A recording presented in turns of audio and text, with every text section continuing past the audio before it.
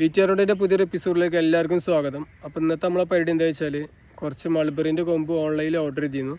അപ്പോൾ അത് എത്തിയിട്ട് അവിടുന്ന് വരാനുള്ള സമയം ഇവിടെ എത്തിയൊക്കെ പാടെ കൂടിയിട്ട് ഏകദേശം ഒരാഴ്ച കഴിഞ്ഞു. അപ്പോൾ കൊമ്പിന് ഇപ്പോൾ തന്നെ വാട്ടുണ്ട്. പക്ഷേ നല്ല പനിയാണ്, പുറത്തൊക്കെ ഇറങ്ങാൻ പറ്റിയില്ല. ഒരു 3-4 ദിവസമായിട്ട് ഭയങ്കര പോസ്റ്റാണ്. മഞ്ഞളൊന്നും ഇതുവരെ കുഴിച്ചിടാൻ പറ്റിയിട്ടില്ല. ഇടി കിട്ടാതെ ഇരുന്ന് ഇപ്പോൾ ട്രാക്ടർ പൂട്ടി കിട്ടി. പക്ഷേ ഇപ്പോൾ കുഴിച്ചിടാൻ നോക്കുമ്പോൾ നല്ല പനി. അപ്പോൾ ഇത് കൊമ്പാവുകൊണ്ട് എളുപ്പം മണ്ണിൽ വെക്കാമെന്നുള്ള ഉദ്ദേശത്തോട് വന്നാട്ടോ. ഇന്ന് രാവിലെയൊക്കെ നല്ല പനിയേനു. അപ്പോൾ ഉച്ചയ്ക്ക് പനീൻ്റെ ഒരു ലെവൽ മാറ്റാൻ വേണ്ടി എന്താട്ടി പുറത്തുനിന്ന് നല്ലൊരു സദ്യ ഓർഡർ ചെയ്തിട്ട് നല്ലോണം തിന്നു. എരിയും പുളിയൊക്കെ തട്ടിച്ചു.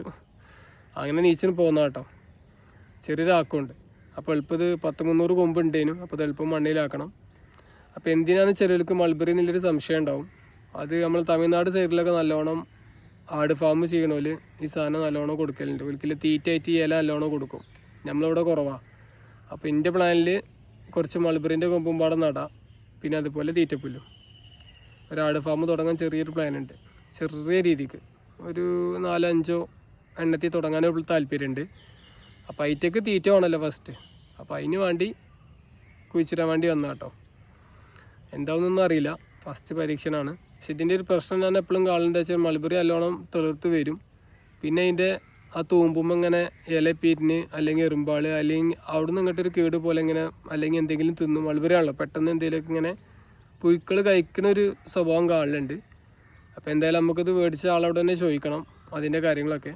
ആദ്യം നമുക്കത് നട്ട് എത്രത്തോളം ഇതുണ്ടായി വരുമെന്നില്ല നോക്കാം. ശേഷം നമുക്ക് ബാക്കിയുള്ള കാര്യങ്ങൾ പിന്നെ കാണാം. നടുന്ന വീഡിയോ ഒന്നും എടുക്കാൻ ആരുമില്ല, അപ്പോൾ അതൊന്നും ഉണ്ടാവില്ല. അപ്പോൾ എന്തായാലും ഞാൻ എളുപ്പം പോയിട്ട് നടട്ടെ.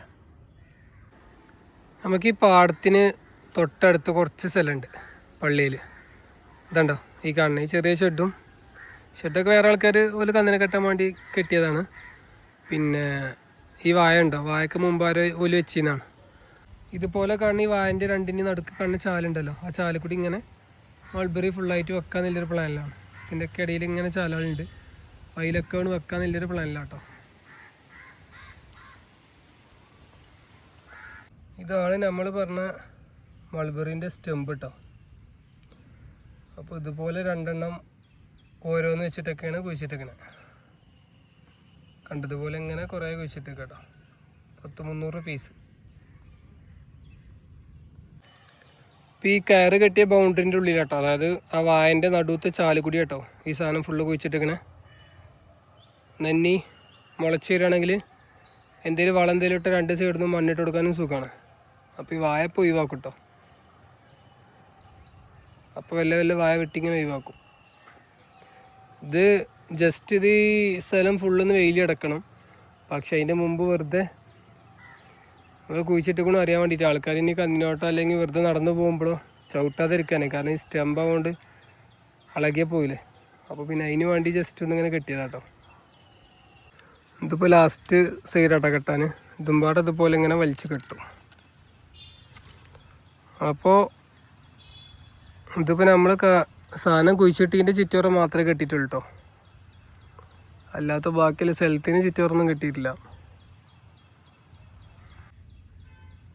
ഇതുപോലെ ഇങ്ങനെ ചാലിൽ ഓരോന്ന് കുഴിച്ചിട്ട് കേട്ടോ. ചിലതിൽ 2 എണ്ണം, ചിലതിൽ 1, അങ്ങനെ ചാല് കംപ്ലീറ്റ് കുഴിച്ചിട്ടിരിക്കണം. അപ്പം നമ്മൾ മൾബറി തണ്ട് ഫുള്ള് കുഴിച്ചിട്ടു.